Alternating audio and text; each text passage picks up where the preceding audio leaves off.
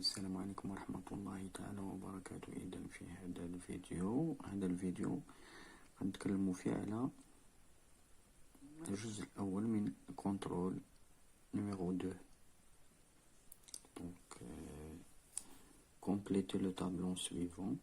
Donc, regardez ici, ça c'est le phosphore 31,15, Al3+, donc c'est 27,13. Donc, donnez le nombre de protons pour les deux éléments chimiques ici.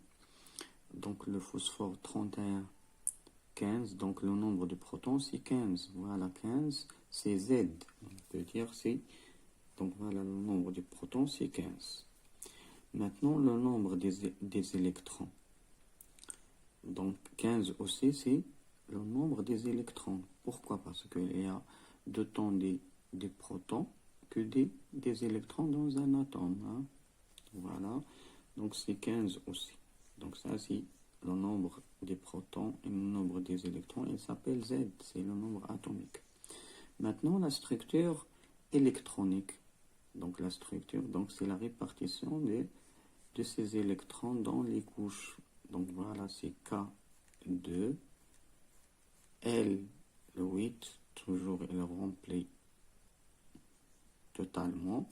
Et le reste, donc c'est 2 plus 8, c'est 10. Donc, il nous reste 5 dans M. Donc, c'est M5. Voilà.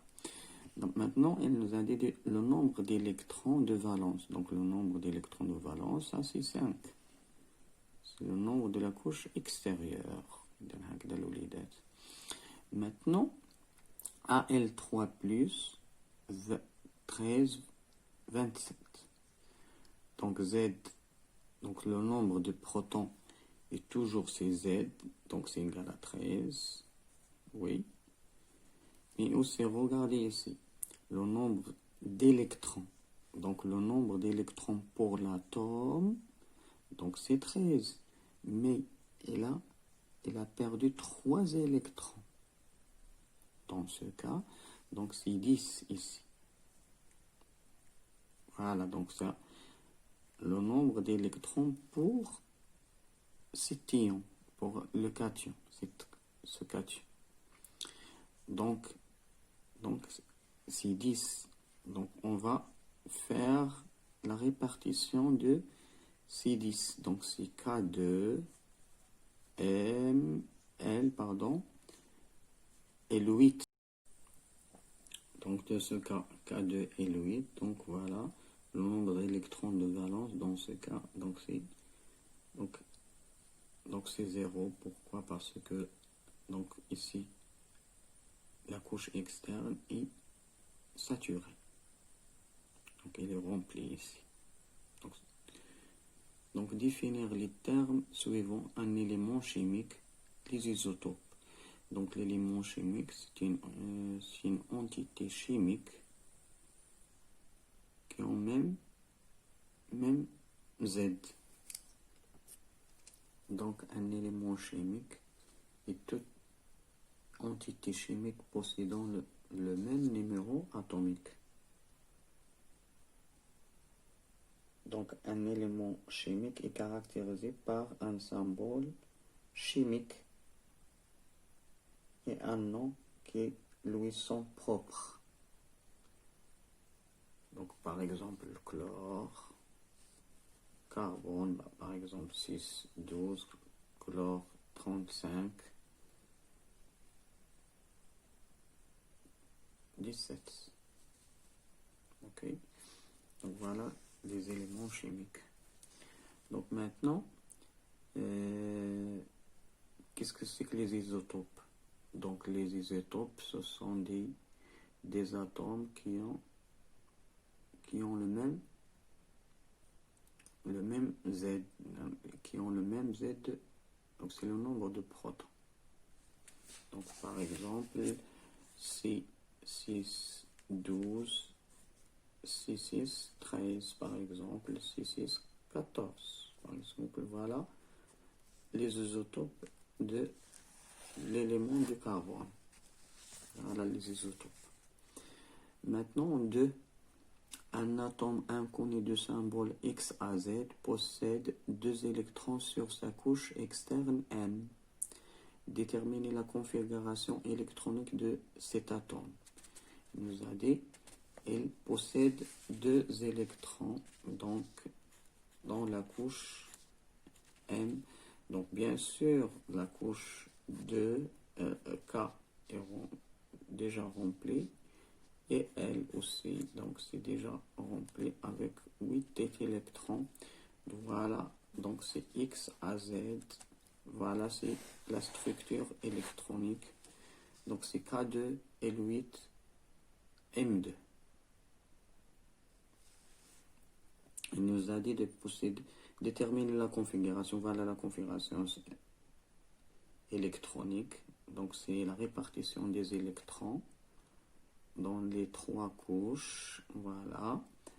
Maintenant, on déduire le numéro atomique Z de cet atome. Donc le numéro atomique, donc ça c'est Z égale, donc Z c'est 2 plus 8 plus 2, donc c'est 12. Voilà son numéro atomique, c'est 12. Elle m'a dit de trouver l'expression de la charge du noyau en fonction de Z, nombre de protons et E. Bien sûr, calculer sa valeur. Donc la charge, donc on met la charge c'est Q, la charge du noyau c'est plus Z fois E, qui est égal, donc c'est 12, donc c'est plus 2 E. Donc et calculer sa valeur, donc je peux convertir E en coulomb, donc c'est 12 fois 1,6, 10 à la puissance moins 19 coulomb. Voilà la charge, donc ça c'est plus. Ok, donc on fait le calcul, donc la charge c'est plus 1,92 10 à la puissance moins 18 coulomb. Moins 18 coulomb. Donc, quatrième question. Donc, donner la représentation symbolique de cet atome, sachant que son noyau possède 14 neutrons. Donc, il possède 14 neutrons. On donne Na égale à 11, Mg égale à 12, Al égale à 13 et 14 de carbone, donc c'est Ci. Donc Z. Donc donner la représentation symbolique de cet atome, sachant que son noyau possède 14 neutrons.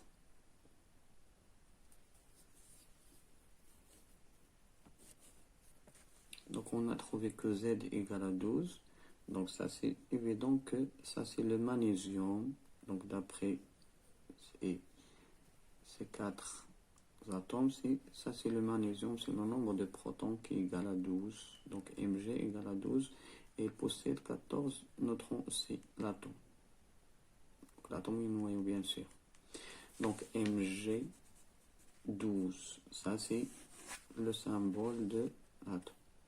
Donc maintenant calculer la masse de cet atome en kilogrammes et la masse de son noyau. Et la masse de son noyau, comparer et conclure.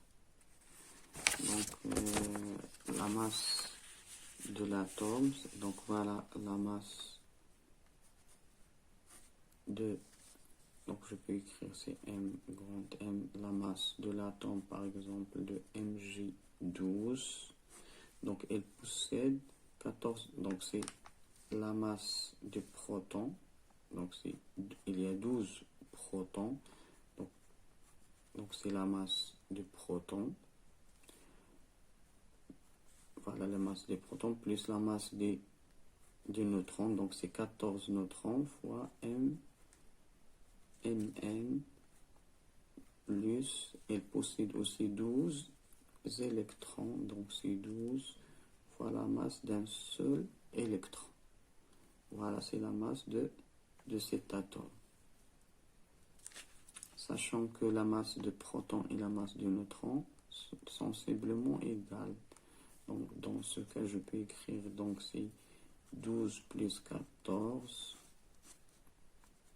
fois MP plus 12 fois la masse d'électrons.